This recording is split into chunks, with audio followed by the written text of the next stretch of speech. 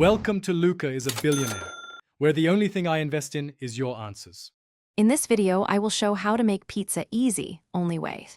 Start by preheating to 475 degrees F and make a simple dough with water, flour, salt, and yeast. Use high-protein flour and a short 30 to 60 minute rest for easier handling. Shape by hand on a floured surface, keeping a light edge for a puffy crust. Minimal toppings work best to keep the center crisp and fully cooked. Make a quick sauce with crushed tomatoes, salt, and olive oil, and spread it thinly over the shaped dough. Keep toppings light and evenly distributed so the pizza cooks through without becoming soggy. Use mostly shredded mozzarella with a sprinkle of Parmesan for flavor and browning.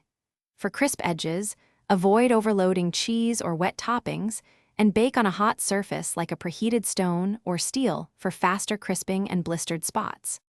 Get your oven and stone or steel screaming hot before the pizza goes in to ensure a blistered, crisp crust. Slide the topped pizza onto the preheated surface and bake at 475 degrees F to 500 degrees F until the cheese bubbles and the edge turns golden brown. Rotate once if needed for even color.